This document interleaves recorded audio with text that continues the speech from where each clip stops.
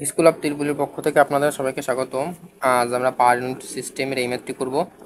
এই ম্যাথটি ইজিসিবি পরীক্ষাতে আসছিল। তো প্রশ্নে বলা আছে a single phase 100 KVA 1000 by 100 volt transformer. তার মানে এটা ট্রান্সফরমার আছে, ট্রান্সফরমারের পাওয়ারটা দেওয়া আছে 100 কেভিএ এবং ট্রান্সফরমার যে প্রাইমারি ভোল্টেজ সেই ভোল্টেজটা আছে 1000 এবং সেকেন্ডারি যে ভোল্টেজটা আছে 100। তো এখানে বলা আছে transformer has equipment impedance refer to high side. তার মানে ট্রান্সফরমারের যে ইম্পিডেন্সটা ছিল ওই ইম্পিডেন্সটাকে রেফার করে হাই সাইডে কনভার্ট করে আনা হয়েছে। এখন বলা আছে find the per unit impedance of the transformer. এখন ট্রান্সফরমারের পার ইউনিট ইম্পিডেন্সটা কত? তারপর আমরা যদি একটু চিত্রে এঁকে বোঝানোর চেষ্টা করি, ট্রান্সফরমারের প্রথম অবস্থার ইম্পিডেন্সটা ছিল সেকেন্ডারি সাইডে, এটা আছে প্রাইমারি সাইড এবং এটা সেকেন্ডারি সাইড, এবং প্রাইমারি ভোল্টেজ দেওয়া আছে 1000 এবং সেকেন্ডারি ভোল্টেজ দেওয়া আছে 100, এবং যে ট্রান্সফরমারের পাওয়ারের মান দেওয়া আছে এস ইকুয়াল 100 কেভিএ। এখন প্রাথমিক অবস্থায় ট্রান্সফরমারের যে ইম্পিডেন্সটা ছিল কিন্তু সেকেন্ডারি সাইডে।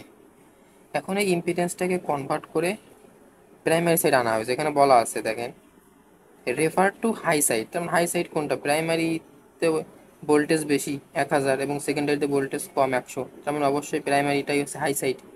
তো এই ইম্পিডেন্সটাকে কনভার্ট করে আনা হয়েছে জেড ইকুইভ্যালেন্ট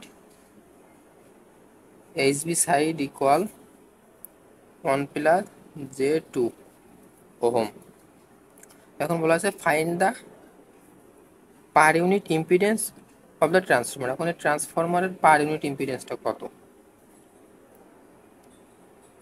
ট্রান্সফরমার পার ইউনিট ইম্পিডেন্স, তার মানে এটা যেহেতু অ্যাকচুয়াল ভ্যালুতে দেওয়া আছে তার মানে আমরা সহজেই বের করতে পারবো জেড পার ইউনিট ইকুয়াল, বলেছে হাই সাইডে বের করতে, তার মানে actual divided by Z base. তো ইম্পিডেন্সের অ্যাকচুয়াল মান দেওয়াই আছে 1 প্লাস জে 2 এবং জেড বেজ। এই জেড বেজের মানটা কিন্তু আমাদের আননোন, আমরা জানি না। তো জেড বেজ আমরা বের করতে পারবো। Z base equal V base square divided by S base. তো বলেছে প্রাইমারিতে বের করতে হাই সাইড, তা হাই সাইড তো প্রাইমারি। এখানে ভি বেজ স্কোয়ার কত? 1000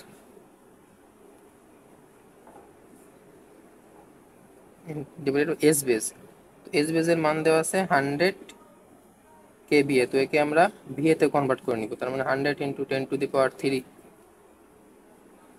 100 ইন্টু 10 টু দি পাওয়ার 3। তো এটা সমাধান করে নিব। তো এটা সমাধান করে ভ্যালু আসবে 10 ওহম। তো এখন এখানে জাস্ট জেড বেজের মান আমাদের জানা 10, তার মানে এটাকে যদি আমরা সমাধান করে নেই 0.1 plus J 0.2 per unit. Z বেসটা আমরা আগের ম্যাথে অন্যভাবে বের করছিলাম, তো সেভাবে যদি আমরা দেখি Z base equal KV base square divided by MV base. তো দেখেন এটা ছিল ট্রান্সফরমার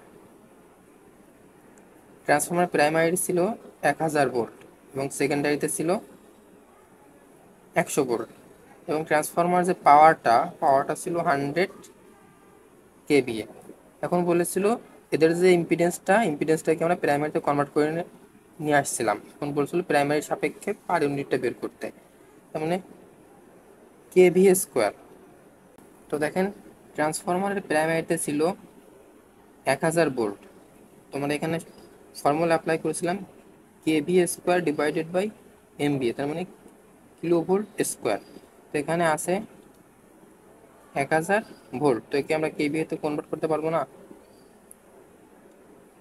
তো 1 কেভিএ ইকুয়াল তো 1000 ভোল্ট, 1000 ভোল্ট হয়। মানে এটাকে আপনি যদি কে তুলে দেন তাহলে 1 into 10 to the power 3 equal কত? 1000 ভোল্ট। তার মানে এখানে লিখতে পারি আমরা 1। এখন আছে এমভিএ, কিন্তু এই পাওয়ারটা দেওয়া আছে কেভিএতে। পাওয়ারটা দেওয়া আছে কেভিএতে, কত? 100 কেভিএ। কেভিএ তোমাদের এটাকে লাগবে, এটাকে কনভার্ট করতে হবে আমাদের এমভিএতে। তো এটাকে ঐকিক নিয়ম করেই তো আমরা সহজে বের করতে পারবো। 1000 KVA, 1000 KVA equal 1 MVA, 1 MVA, তাহলে 1 কেভিএ ইকুয়াল 1/1000। এবং প্রশ্নে দেওয়া আছে কত? 100 কেভিএ। অতএব 100 KVA equal 1 into 100 divided by 1000। তো এটা সমাধান করে আমাদের মান আসবে 0.z বেজ, এখানে যদি আমরা দিই 0.1 10 ওহম। জাস্ট এই 10টা এখন এখানে দিলে হয়ে যাচ্ছে জেড বেজ। এখানে ছিল জেড বেজ, এই জেড বেজ 10। তো দুইভাবেই করা যায়। এখানে আমরা অ্যাপ্লাই করেছিলাম V base square divided by S base, এবং এখানে আমরা অ্যাপ্লাই করছি K V base square divided by M V base. তো আজকের জন্য ভিডিওটা এই পর্যন্তই। ভিডিওটি ভালো লাগলে একটি লাইক দিবেন এবং নতুন নতুন ভিডিও পেতে আমাদের চ্যানেলটি সাবস্ক্রাইব করে রাখবেন। ধন্যবাদ সবাইকে।